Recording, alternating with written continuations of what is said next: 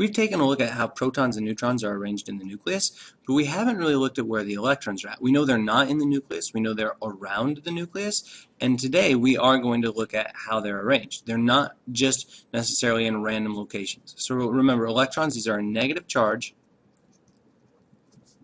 and they orbit the nucleus. So they're found around the nucleus, found in the space around the nucleus. Okay. Specifically, electrons are arranged in energy levels. Okay. And they're called energy levels because they have different amounts of energy. So an electron can move from a high energy to a low energy level. So arranged in energy levels. And we draw the energy levels as rings, although they're actually three-dimensional shapes. They move all around the atom, not just in rings. So in the center, we do have protons in the nucleus, and we also have neutrons, which have no charge.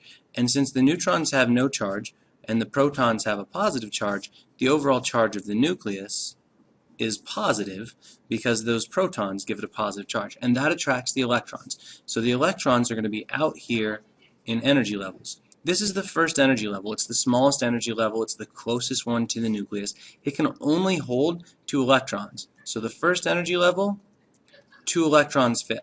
Okay. So after we've put those electrons in, we need a new energy level, a new layer of electrons for the atom to hold more. And so we go to energy level 2, and the second energy level can actually hold up to 8 electrons. Now, just because they can hold this many doesn't mean there's always that many in there, right? If I only have an atom with 5 protons, then I'm only going to have 5 electrons, and I'll put 2 here and 3 here.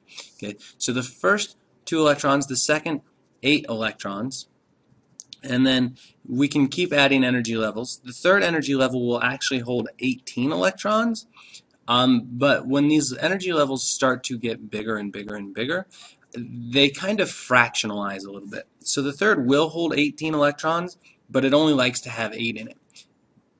Excuse me, until there's electrons in other places as well. So we're going to come across this rule that says most electrons are stable when they have 8 electrons in their outer energy level, except the little atoms, because if they can only hold 2, then they're stable when there's 2 in that energy level. So what I want to do with you guys is I want to show you how do we actually draw an atom. And to do that, we need a periodic table.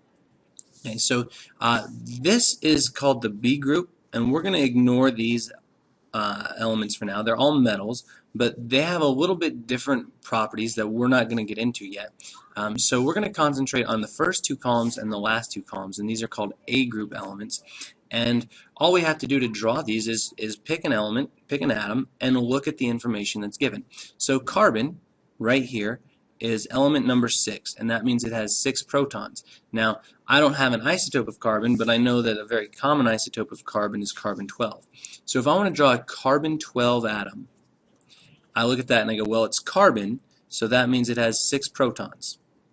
Because it's carbon-12, it also must have 6 neutrons, because 6 plus 6 gets me to 12. So when I go to draw this atom, in the nucleus I'm going to say 6 P plus, because that tells me 6 protons. I'm also going to say 6N for 6 neutrons.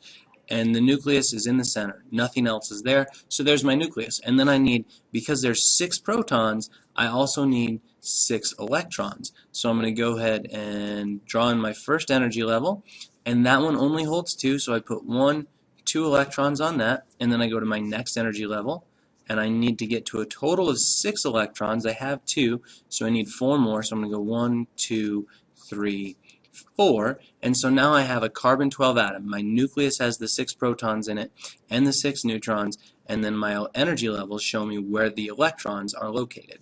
Okay. So carbon's a fairly small atom. What about something that's a little bit bigger? What if we were to do something like magnesium? Okay. Magnesium's right there. It's got 12 protons in it. If we had a specific isotope, so I'm going to say magnesium-25, Mg25. Okay. Well, because we know it's got 12 protons, 25 minus 12 is going to tell me that it's got 13 neutrons. So now when I'm going to draw this atom, I can just say, all right, 12 protons in the nucleus, 13 neutrons in the nucleus, and then around that I can start filling in my atoms, okay, or my electrons. So the first energy level has 2, 2 electrons. The next energy level has 8. 1, 2, 3, 4, 5, 6, 7, 8. Now that's given me a total of 10 electrons. Okay? I need to get to 12, so I have to put in my third energy level here. And I'm going to go ahead and put in 2 more electrons, and that gets me 12. Okay? So drawing atoms, not a real complicated thing to do. We just put in the correct number of electrons to balance the protons because remember, atoms in the end have to be neutral.